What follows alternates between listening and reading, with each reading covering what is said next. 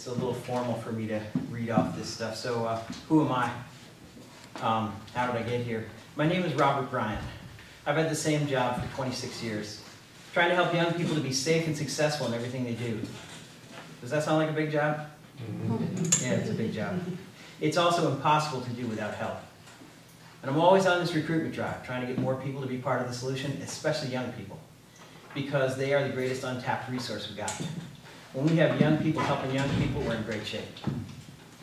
So, with that in mind, 26 years ago when I got started on this job, I wasn't even working with kids. I was working with adults in a crisis facility. What does that look like?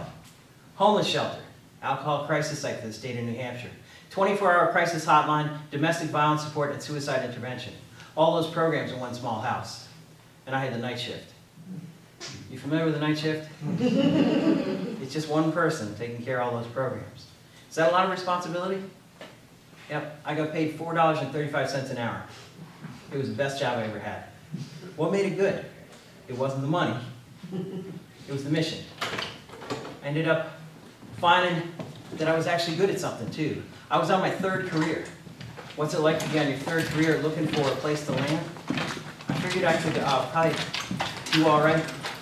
And if you need more chairs, there's always the closet that has a lot of others. So, where I am is starting this job, making $4.35 an hour. What made it great wasn't the pay, it was the ability to connect with others in a way that I knew I could make a difference. I had a chance to work with a great team of coworkers. Best of all, I had great teachers. My teachers were clients. People coming through that door asking for help for the first time because somebody else thought it was a good idea, they were the ones who knew. And they were generous enough to teach me. My professor, too drunk to stand up, brought him by the cops the night before. In the morning, I've helped him through that first night of recovery. In the morning, he's got a message for me. He says, "Hey, thanks for your help, man. You're a little late. Want to make a difference? Go to work at the high school." So I listened to him. I went to work at Hartford High School. In the alternative program, there were 12 students in that program. 12 students who knew a lot more than I did about what was going on in town, and they weren't embarrassed about teaching me, weren't shy in the least. They said, "Don't waste your time with us, go to the middle school. That's where the problem starts." So I worked in 4 middle schools for a few years, and the middle schooler said, "Hey, I got this friend in the elementary. I think you better be talking to him." So they sent me to the elementary and then to Head Start.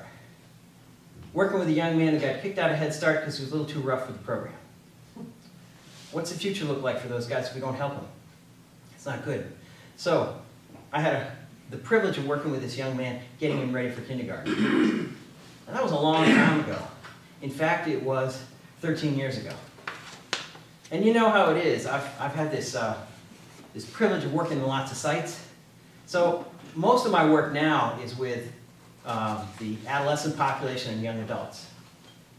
And you think, you're not going back to Head Start again? But I'm back at Head Start. I had the privilege of working at Rivendell Academy. That's not a preschool, but it's attached to schools that are pre-K through grade 6. And I'm now working with little guys as well as the big guys. And what's great about that is we get to know them when they're little, and as they grow up, they grow with us. So they know they got people backing them up. So long and the short of it is, I've worked in 10 states, 250 sites. I work in schools, hospitals, treatment facilities, correctional centers, recreation, churches, wherever people have an interest in helping young people. So that's a little bit about me. I work for an organization called Second Growth. What do? We actually do a lot. There's not a whole lot of us, but we get a lot done.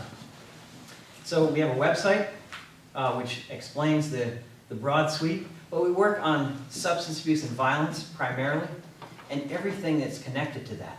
We do prevention, intervention, and crisis response. Prevention is the talk in the school, or the talk that we're doing tonight. Intervention is the call in the middle of the night. And crisis response is when it's too late to help. And then we help the communities, and the families, and the people who are left behind. So that's the gig. That's a lot of territory to cover. So here we are on a Sunday night. And people say, "Why do you work on Sunday night?" Well, why not? Because this is an opportunity that doesn't have a lot of competition, unless you're a hardcore football fan. I remember running one of these on the Super Bowl Sunday, you know, and some people still showed up. Okay, what is Rising Above Risk, this series? Well, we have some sponsors. The Couch Family Foundation, Norwich Women's Club, Norwich Congregational Church. They've made it possible for me to be here tonight, and you made it possible for us to have a conversation by showing up. We're all in it together. So I'm just gonna stay with the script. Adolescence. You know, I always tell kids, don't worry, adolescence is not a disease. But some people want a second opinion on that. You know, they think, why do they act this way? Well, fortunately, it's not an endless thing, this adolescence. It's pretty unpredictable, it's mysterious, it's magical, and it's maddening. There's times when you just say, why are they doing this to us? One thing for sure is a lot's gonna change. Adolescence brings change to one life and everybody that's attached to that life. It's a big challenge for us. As we say, when anything can happen, everything is possible. That could be good, it could be bad. So I'm gonna ask if you wouldn't mind joining me in an activity. I'm gonna hand out 3x5 cards, and what I'd like you to do is put on one side your greatest hope for an adolescent you know, and the other side, greatest fear. Hope, that she's happy and confident. Fear, drug use, and suicide. Hope, solid, positive sense of self. Fear, unhappy sense of self, feeling not worthy of success, love, and happiness, leading to unhealthy choices. Hope, to discover ability to do things they didn't think they could do. Fear, failure. Hope, to believe in herself and not to fold to peer pressure. Fear, not making it through high school whole. Hope for strong intuition for the right actions. And fear, child will not have individual confidence to say no to things that are not right for them. Hope, steady, meaningful work and career. Fear, jail. Hope, my child will go to the Olympics. The fear is that he will die. Develop self-worth is the hope. Making poor choices is the fear. Hope, to be even-tempered and well-adjusted. The greatest fear is suicide. Greatest hope is that my son is secure in who he is. He feels that he can reach his dreams. The greatest fear is that he will die. Greatest hopes,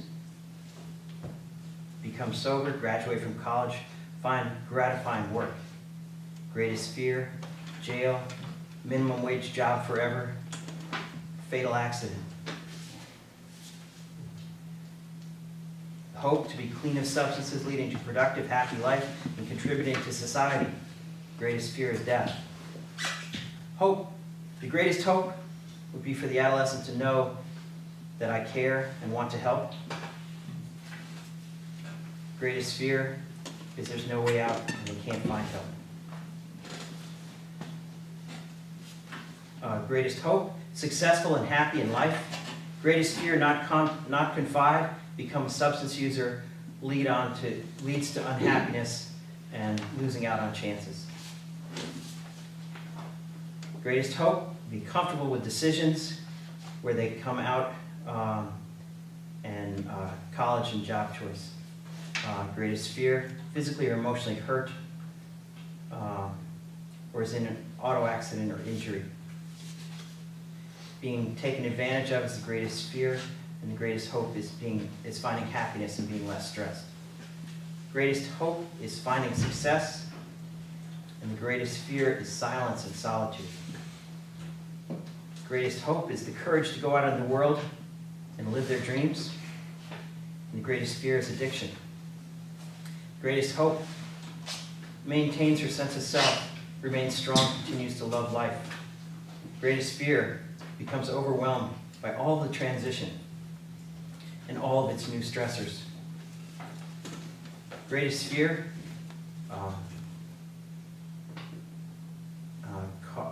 pregnancy, drugs, getting caught up with things. Greatest hope, to be happy, fulfilled. Greatest hope, happiness and success, loving others, doing what she wants to make a living. And greatest fears, pregnancy, drugs, depression, no friends, self-loathing, and no future. Greatest hope is happiness. Greatest fear is imprisonment. Greatest hope is that he will discover his greatest strengths. Greatest fear is that he will not realize that he has those strengths. The greatest hope is that he will be okay with who he is on any given day. And the greatest fear is that he will feel life isn't just worth the trouble. Greatest hope is he will find peace and ease and comfort in his own skin to live a passionate, fulfilling, productive life full of love, laughter, opportunity for experience. And fear, he will suffer in self-abuse, addiction, depression. He will kill himself or live a miserable, painful life. It's a lot for us to handle. Think about our greatest hopes and our greatest fears. I like to say that fear and faith compete for the same place in your heart. You have to decide what's going to be the dominant one. Faith is the belief in something bigger than yourself. Whatever that means, it could be friends, family, it could be a higher power, it could be God. It could be any one of the things that you lean on. And the great fear is that nothing is there except the things you're afraid of. So fear and faith competing. If we can help our young people to find some anchor in a belief and participate in something bigger than themselves, we're in better shape. So I take this lead of all these problems. We're going to cover some of them over the next few weeks. By no means are we trying to be the know-it-all, the comprehensive answer. I'm going to share some of the tools that I've used with the young people that I work with and the adults who care about them, and see if some of them make sense to you. Thank you for your cards.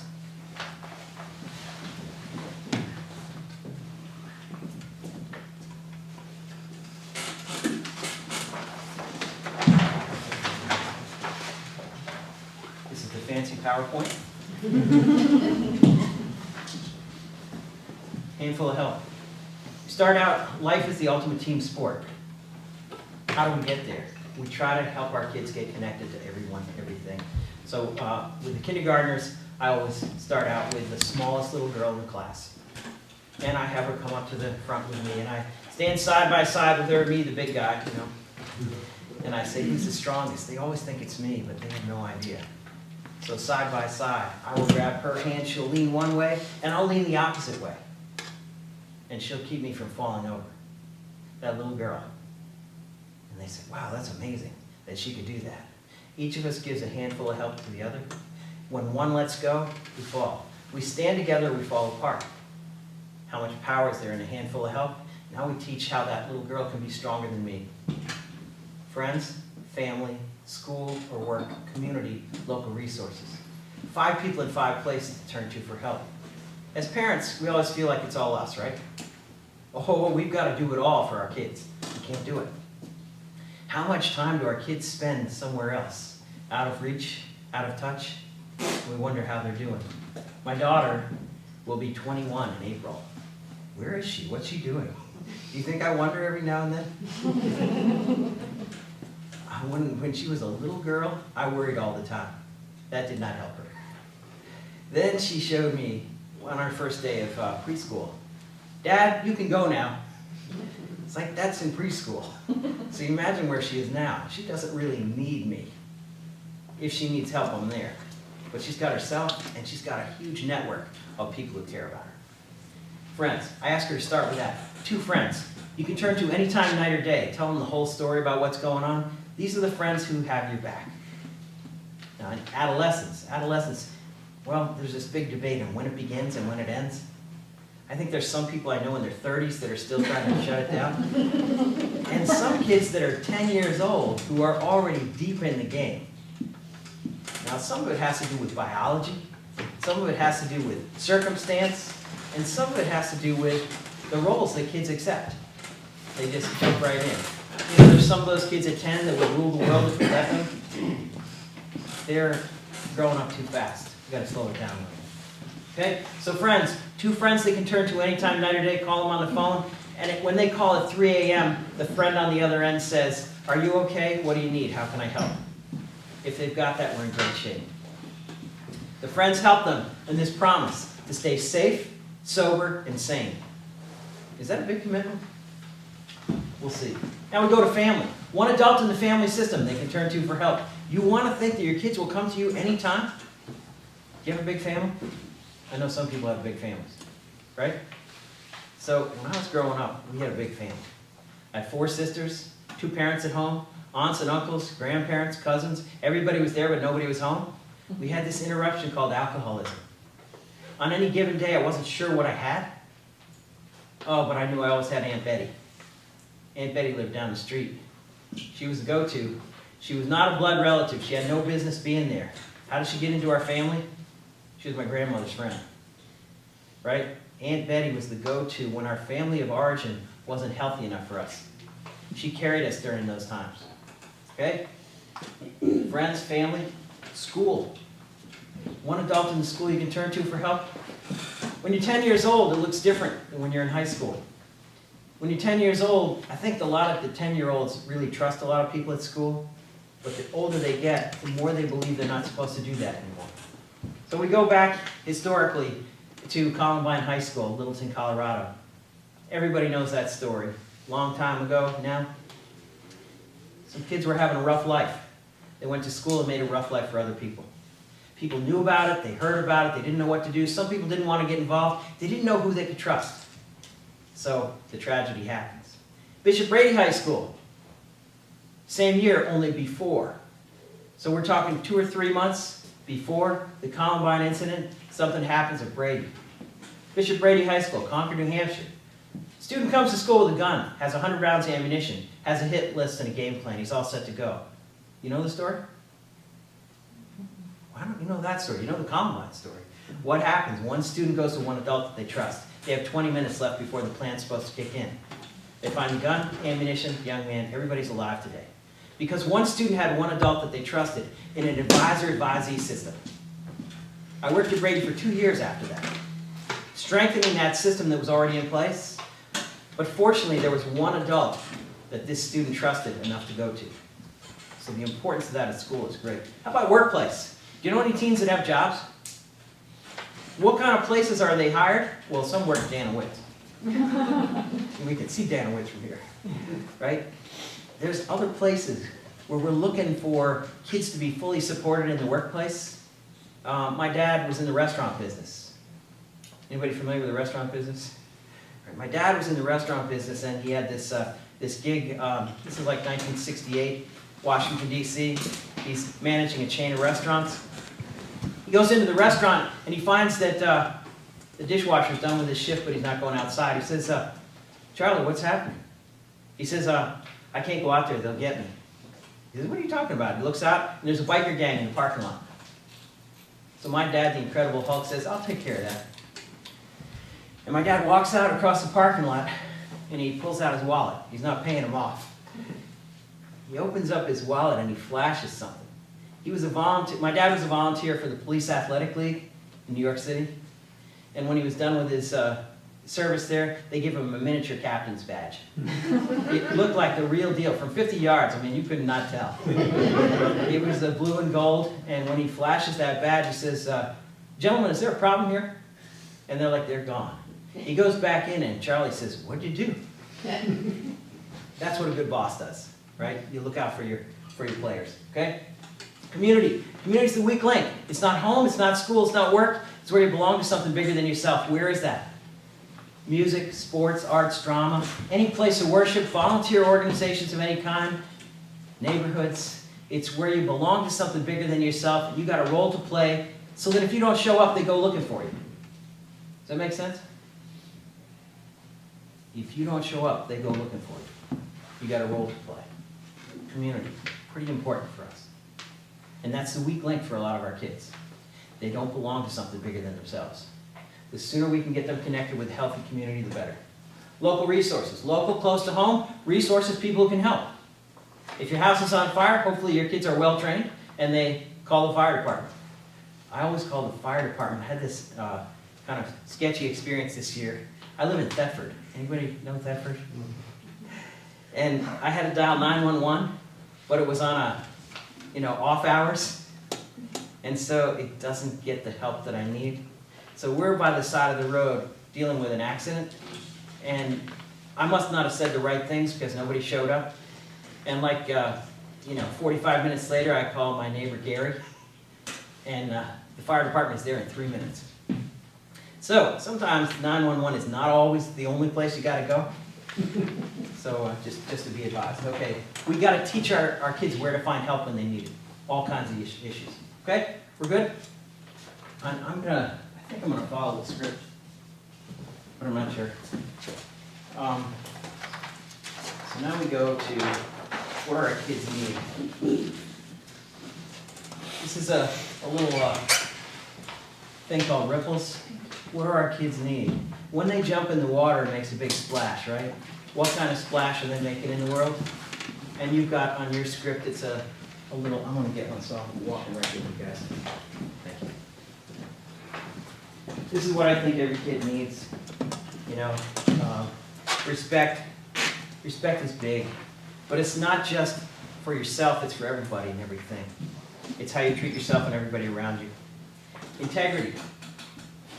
Integrity. We sometimes call it the I card, the integrity card.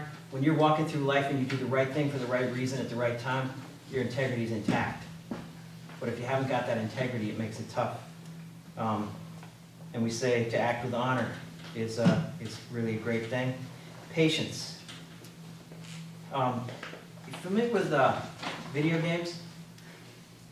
Anybody have high-speed access at your house to the internet? Okay, we're still in that zone where it hasn't arrived yet, fortunately. How fast are decisions being made? The idea that patience is a virtue, it's like, are you kidding me? How fast does it go? Life goes way too fast. So I call this the waiting game. If we teach our kids to be patient, where do we have to wait? Where do they have to wait in their lives?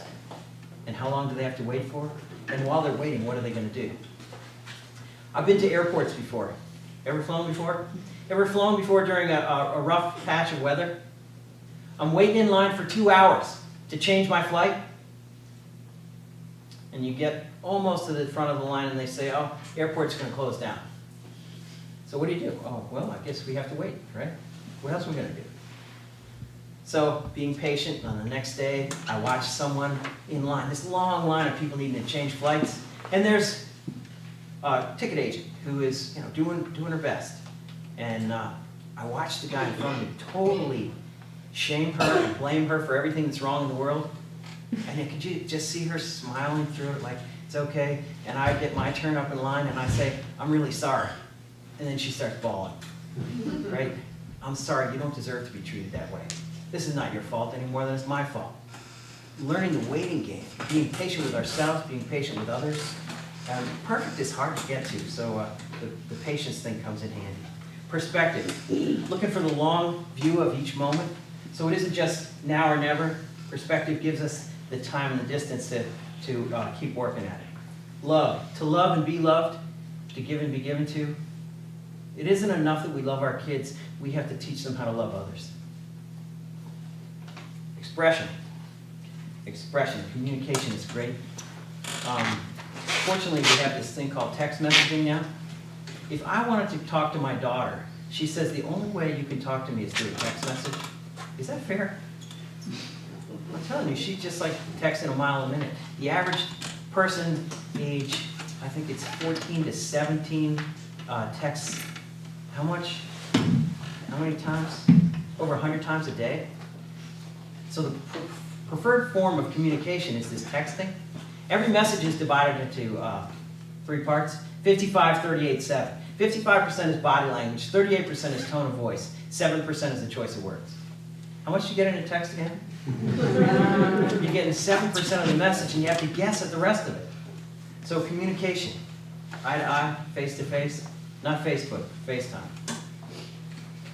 Okay, last one, sharing. finding the balance of give and take. Right? So if we can teach our kids that, what's the ripple they leave behind? Everybody knows when they've been there because everybody feels better. You know, instead of these kids who arrive on the scene and they take up a lot of space and they're not really well versed in these things because nobody taught them these are the things that matter. This is, my wife says I should precede all remarks by saying, what you're about to hear is only my opinion. So if we can just go with this for now, this is my suggested little toolkit. Okay? Now, I'm gonna stay with this for a minute. There's number 6, learning to fall. I grew up in a family that was perfect in every way on paper. You have one of those families too? Oh man, you know, my parents looked really good, except they had some things that didn't go well, but people didn't know about them. When I left home at 16, I'd already graduated from high school, I was all done, ready to hit the road. My dad had never gotten a flat tire my whole career as a kid in his house. When I left home, I got a flat tire almost immediately, and I felt like such a loser. And it was years before I realized my dad got flat tires too, but he just didn't talk about it. So I think one of the gifts we can give our kids is talk about it when we fall short. Let them know what we do to make things right. So martial arts, gymnastics, downhill skiing, you following me? Riding a bike. A good instructor teaches the same lesson to begin all 4. How to fall. Falling is part of the game. Learning to fall safely so you can get back up with grace is the first step in learning to fly. We okay with that? So when we're not just broadcasting to the world that we're making mistakes all the time. Occasionally we can make a mistake and our kids are wondering what we're going to do, and we share with them the process of making things right. Because nobody's perfect. Okay, setting limits in a loving way. This is a story called Don't Go to Hanover. Anybody from Hanover? Why do I tell this story? My daughter says, don't tell it. It has nothing to do with Hanover as much as it has to do with choices. So my wife and daughter are having this heated conversation. And my wife says, you can go to your friends, just don't go to Hanover. It's about the usage of a motor vehicle. Do you have any cars at your house? And this is sharing the car with the young driver. And so she knows the deal is she can visit her friend in Stratford, but she cannot go to Hanover. We'll see what happens. Now my wife goes to the driveway, and as my daughter's backing out, she says, and don't go to Hanover. I hear it. Man, I got the message is loud and clear. It's already been published, right? And then my wife comes in, and we're getting ready to go to Hanover. This doesn't seem fair, does it? And my wife says, where's my purse? I think it's in the car. She says, shucks, or something like that. And she calls over to the house in Stratford and says, is my daughter there? Oh no, they went to Hanover. Right? This is not good. They went to Hanover. So what'll happen? Do you think my wife is excited at this moment? She's very agitated, as we say. She says, let's find them. We're on the way to Hanover. Should I participate in this? So my wife is on the hunt, and being a good scout, I find the car. In Hanover, it's not that big of a place, right? I find the car in the likely suspect places, and she says, we've got the keys, we can take the car. And I said, I don't think that's fair. She said, I can get my purse out and we can take the car. I said, I'm not buying this one. So she says, well, let's find her then.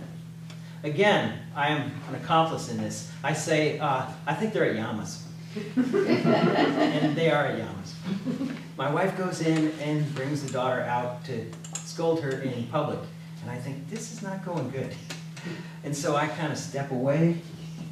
And, you know, after they're done, my wife says, come right home when you're done eating. All right? And then she says, let's go home, I have a headache. So we go home. Now we're back at the homestead. And my daughter's not home, it's 9 o'clock. Uh-oh. So my wife says, I'm going to bed. So I'm awake, I'm waiting for this, right? What happens? My daughter's not home at 9:15. What should I do? My daughter's not home at 9:30. What should I do? My daughter's not home at 9:45. Are you getting nervous yet? What's your suspicions? That she's doing fill in the blanks, right? At 10 minutes to 10, she opens the door. She's covered with mud, and she's crying. I could have been killed! You know what mud season is? So she hangs up the car in the road and walks the rest of the way. And, it's like a mess. And so should I tell her, oh, by the way, you're grounded for life? No, I have to listen to her, walk her through that whole thing. She's safe now. She's secure. And we work on a deal so that we can negotiate with Mom later. And it's a great thing because she knows that we care about her, and we have to remember, reminder, warning, consequence. Now that should be in here. There we go. Loving limits. Without limits, we're in trouble. Reminder, warning, consequence. We talk about what the expectations are and issue a reminder. The warning is, if you don't follow this, there's going to be a consequence, and it's no surprise when that happens. So instead of just exploding all at once, this is a predictable path. Whenever I do this, I can expect that. And we talk about the contract before we get too far down the road. It's like in any sport. There's rules. You have to understand the game before you get started. You guys following me? Great. Thanks. Can you turn the page? When do you give the rules? When do you give the rules? We're about to do that. Benchmarks of good behavior next. You can put these right on the refrigerator. You might have to retype them because of the way it's formatted here. All right, but there's one paragraph before exercise 8, the last one. If a young person should find him or herself standing in court, there will be 3 critical pieces of information to demonstrate to the judge to earn a more favorable consequence. Does that sound polite or what? You're standing before the judge. He wants to know you're sorry for what you did, working to make it right, not likely to reoffend. When I'm coaching kids that have been arrested, I tell them that every time. It never is the wrong thing to tell them. I'm not an attorney. I should not be giving them advice, but I give them this advice. Sorry for what happened, working to make it right, not likely to reoffend. You got to earn your way out of this. Okay? So, benchmarks of good behavior. The 7-day scorecard. I have done a lot of work on substance abuse recovery. I never have done drug tests with a young person because we do this instead. The benchmarks of good behavior also came out of working with a young man who was oppositional defiant disorder. You familiar with that? Oppositional defiant means they're looking for an opponent. Always trying to find somebody to argue with, and that's their main game. Everybody else is always wrong, and they're just very aggressive at this. So I gave him this 7-day scorecard every Friday. And these were the benchmarks that we were aiming for, but it really works for most of the kids we know. So, we're looking for the rules of the house. First one, show up, be on time, be on task, be where you should be when you should be there. Stay safe. Avoid all threats of harm to self, others, or personal property. Tell the truth. Every lie leads to another one. Trust is too valuable to trash. I don't want to do this as an embarrassing exercise, but have you ever lied before? Why do people lie? People lie when the truth is unacceptable. I have to deal with this a lot. And people lie because they're telling the truth in stages. Denial is the ability to tell the truth in stages as you feel safe enough to do so. So we have a lot of patience in this. We're working to tell the truth because once you tell the truth, then your trust fund starts to grow. And when that is in place, we're in better shape. Practice respect. Think before you speak or act. Keep talking, but watch your words. You're responsible for whatever you say, whatever you do, and whatever you turn your back on. Am I asking for too much? Whatever you say, whatever you do, whatever you turn your back on. You know what I mean? Whatever I turn my back on. If I know something is wrong and I don't deal with it. So I'll give you one from the great stories of the Highway Patrol. When I was younger, I was in North Carolina and I was buying antiques. I had been active in that business. I would go to North Carolina, Virginia, Pennsylvania. All this was every month. So I'm on the border of Virginia and North Carolina buying antiques. It's 7:30 in the morning. And I'm on this little barn that's near a major road. It just means it's paved. It's not a major road. There's a long downhill grade, and there's log trucks coming down out of the hills, and they come through there pretty fast. There's a colt dancing in the road, and a mare that's out. It's not my horse. What should I do? It's not my horse. What do? The guy I'm dealing with says that's not my horse. I said, well, sorry. So I stop dealing with him, and I go out to the road, and I get the horses in. And, you can hear the trucks coming. We get the horses back in the fence. Who knows that I did that? Just one guy. And the horses, of course, they know. So I go back the next month, and people come up to me and say, "Are you the boy from Vermont?" It's like, yeah, I'm already on the map there. Whenever I turn my back on, everybody knows that I did that. What's in it for me? I'm doing the right thing for the right reason, so whatever I turn my back on is part of my respect. Follow the rules, stay within the boundaries of lawful conduct at all times.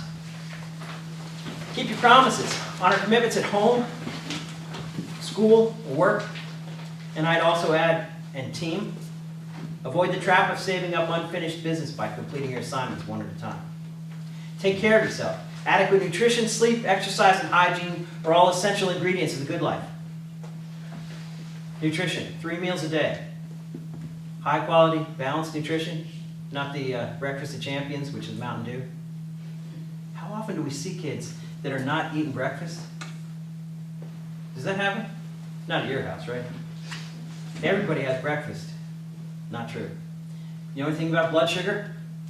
It's not going steady. All night long you haven't eaten. You get a chance to turn it around at breakfast, you don't make a budge, it's going down. Now we have kids at school. No breakfast, no lunch. Oh, I don't eat lunch at school. No, I don't like that stuff.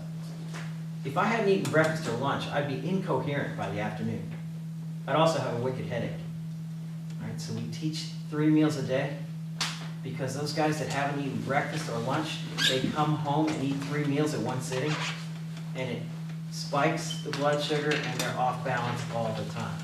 So we say 3 meals a day, better to have 5 small ones. Okay, so we're doing the right thing with food. How about sleep? 8 hours is a minimum. We have kids, and I work with the honors program at various schools. The honors program kids will tell you they sleep 6 hours or less because there's not enough time. Honors programs are great, but we have to teach them how to survive.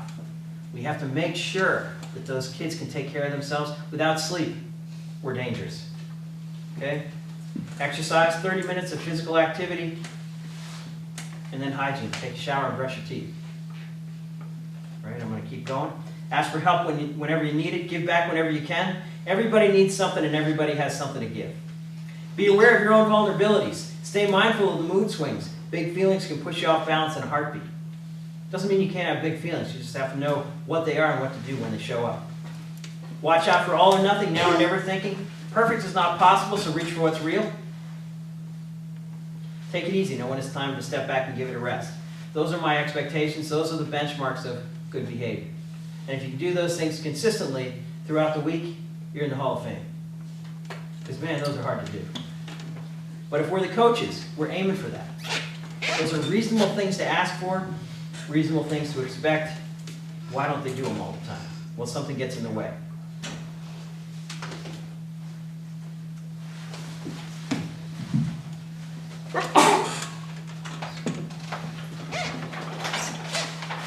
What gets in the way? One of these feelings. Sabbath. Familiar with the word Sabbath? Anybody? Sabbath refers to a time of rest and reflection. And if I work at an Ivy League school, a sabbatical is what I get if I'm a good professor, and they give me time off to write a book. I do not work in one of those schools. Okay? Sabbath. Sad, angry, bored, broken, anxious, tired, hungry, hurt, or stressed. These are the feelings that knock us off balance. Everyone has vulnerabilities, no matter how strong you are, no matter how smart you are. Which one? Which one is your greatest vulnerability? So if I spend a little time trying to explain these, then I would like us to acknowledge what our vulnerabilities are. Sad, depressed, discouraged, down and out. Angry, ripping mad at the world, flipping out at your friends. Boredom. Boredom is a symptom of not being connected. So you got time on your hands and nothing to do. I grew up in Washington, D.C., and I told my mom every day, I'm bored out of my mind, there's nothing to do in this town. And And the kids I know in West Fairleigh say, what are you talking about? Once I had an interest in not enough hours in the day, but without an anchor, you're lost at sea. Broken hopes, broken promises, broken dreams. This is about betrayal and loss. Anxious is the fear of the fear. Anxious, that low-level feeling like something bad is going to happen any minute.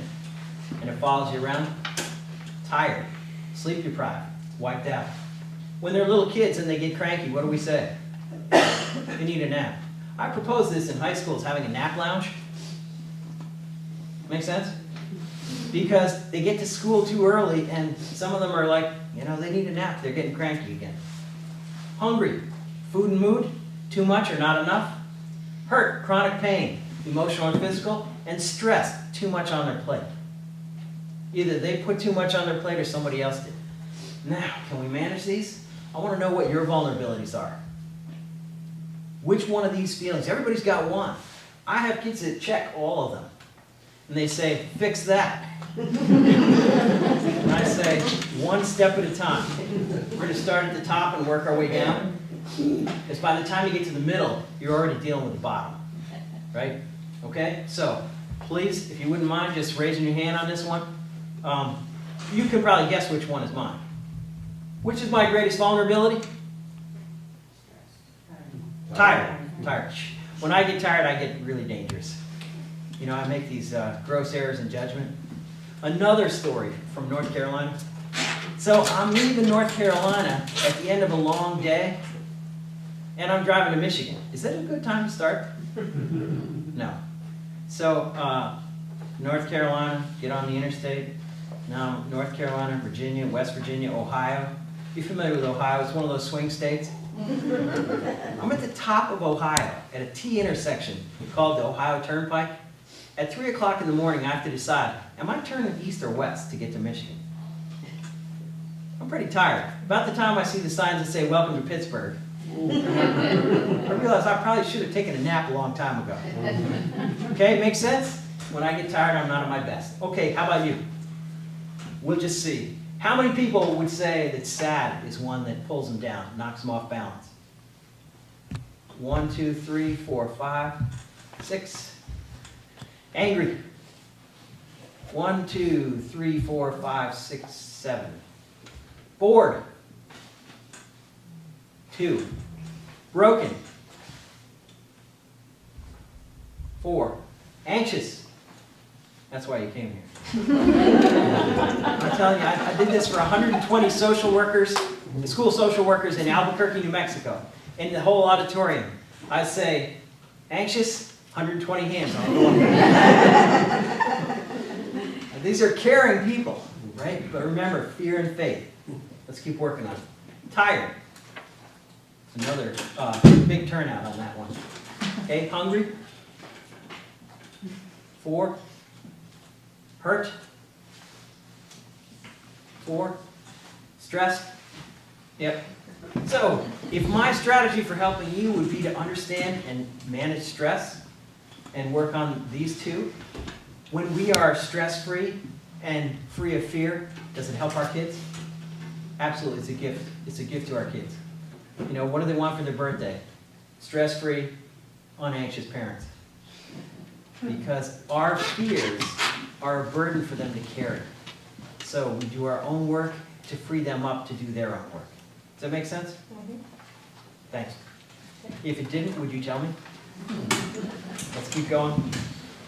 Before we do, I don't think I have the next one on here. Think it through before you do. So, anybody, I'm going to do something to help you wake up a little. I'm going to clap my hands once, and I want you to clap your hands in response once, but as quickly as you can after you hear me. Okay? Can we try that? Understand what I'm asking for? Mm-hmm. Ready? Faster. Faster. Excellent. How much time between our claps? A nanosecond? I just learned that word. A nanosecond. Almost no time. That's how much time you spend thinking before doing when you're running on impulse. Stimulus and response are the same thing. There is no intervention. You don't think it through before you do, you just do it. So, you ever played touch football before? Some people are like, yeah. Come on. I had 4 sisters, no brothers, right? My sisters know this. You have 2 people on each side. Somebody goes back to pass. The person is running out for the pass, and there's no lineman. And so you have to count Mississippis before you rush in. Familiar with that? Okay, just checking. Mississippis. I did this with a guy who was a rather large person who had played football at the higher levels, and I asked him to do Mississippis in front of a group of young men that knew that he had the power to do something otherwise. And so we counted 5 Mississippis. 1 Mississippi, 2 Mississippi, 3 Mississippi, 4 Mississippi, 5 Mississippi. That's a long time to wait, isn't it? Before you just rush in. But if you can count your 5 Mississippis, we already broke the spell of impulse. We stopped for 5 seconds. And then we did it. During the 5 seconds, if you do some critical thinking, this thing, adolescence, it's kind of a setup for the brain development stuff. You guys familiar with brain development? 14 to 17, the brain is primed for pleasure. The brain and body will experience pleasure at levels unsurpassed in the rest of your lifetime. 14 to 17, the green light is on for all behaviors we're trying to avoid. Right? Executive function shows up in the 20s. Why? This is just a total setup. So, executive function. I always thought, what a great name for a team business, Executive function. The phone rings. These guys are hanging out in the basement. Yep, executive function. They're just having a great time. They're not thinking it through before they do. We're trying to teach them. This is a skill you can learn. Even if your brain is somewhere else, you can bring it back into the fold. Think it through before you do, okay? So, what are we thinking about during that time? We're going to think about action and consequence. Special effects. I remember when the first Star Wars movie came out. Anybody old enough to remember that? I saw it 10 years after it came out for the first time, and I was like, wow!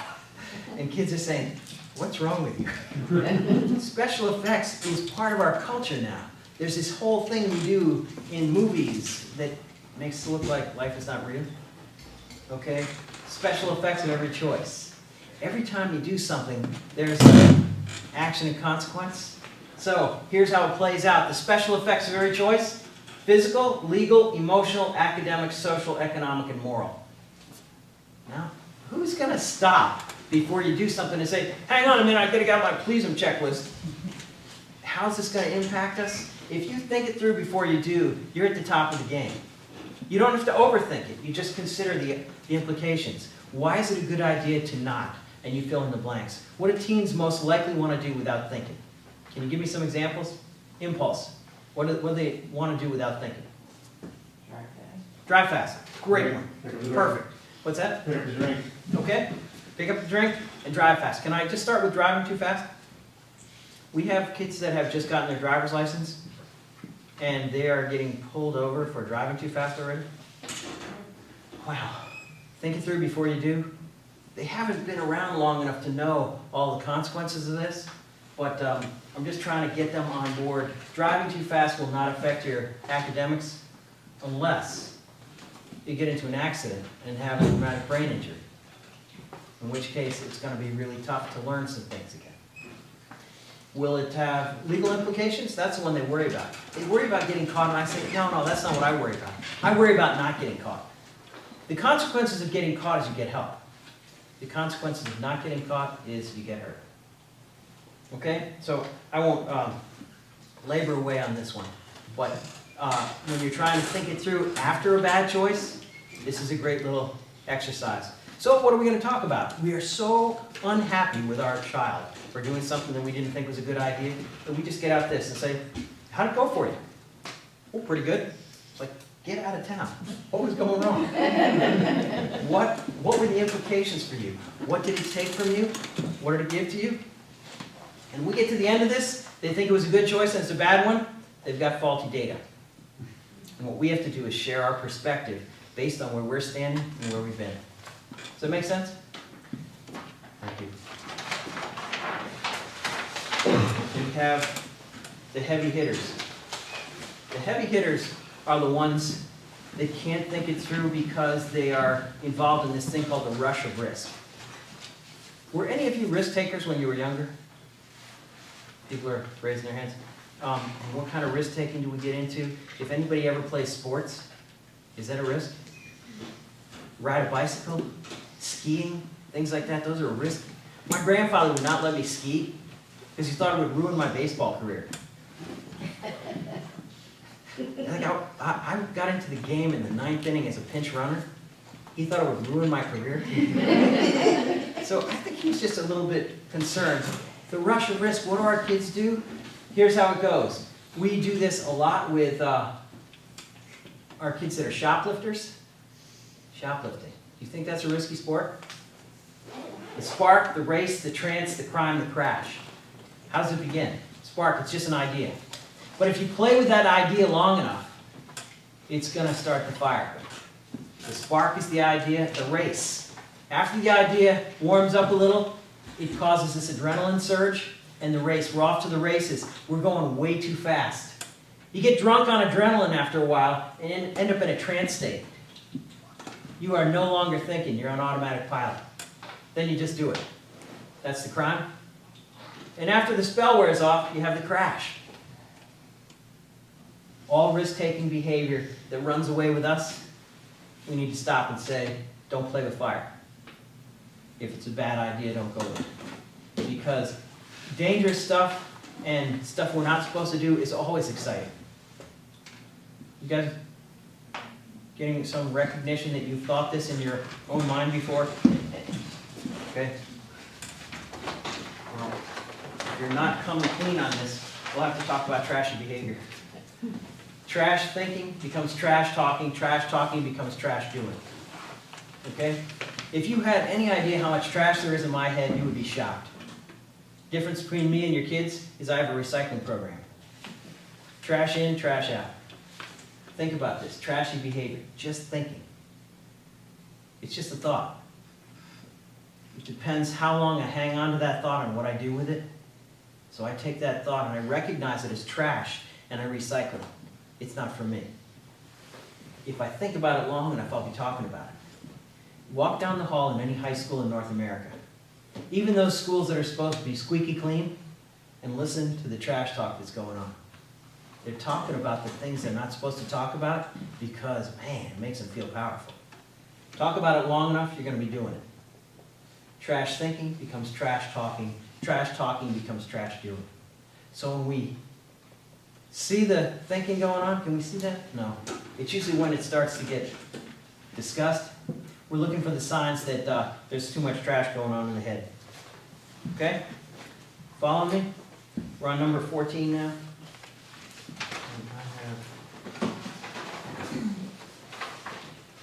I have them out of sequence, so I'll just say higher self, higher purpose, higher power. Kids ask us all kinds of questions about kind of spirit and things like that. And like, we work in public schools. Are we supposed to talk about faith-based stuff in public schools? No. When we talk about recovery, substance abuse recovery, when we talk about suicide, life and death issues, if I don't talk about spirit, I'm leaving them out. So I say, this is not about religion. Higher self, the behavior that you engage in for the right reason at the right time. Acting with honor. Higher self behavior. Make sense? That's where we start. Higher self, higher purpose. Now you're doing for the greater good. When you're investing your choices and your actions in the greater good, higher power is along for the ride. You get to feel the blessings of what you've done as though there's this push behind you that lifts you up and keeps you strong. So, higher self, higher purpose, higher power, and that gets us to the big formula. Respect and responsibility equals reputation. Respect is how you treat yourself and everybody around you. Responsibility, we talked about it before. Whatever I say, whatever I do, whatever I turn my back on. Reputation, good one or bad one. Now, I have to say, I've worked in Vermont, New Hampshire, and Maine for 26 years. I've worked in lots of sites. and they're kids that think I'm following them around. Because I'll see a kid in Maine that I worked with in Vermont, and they'll say, what are you doing here? And you know, they just, families move around, and eventually we bump into each other. So think about New England as a small town. Whatever you do, your reputation is going to get there before you do. A good reputation opens every door, a bad reputation nails it shut.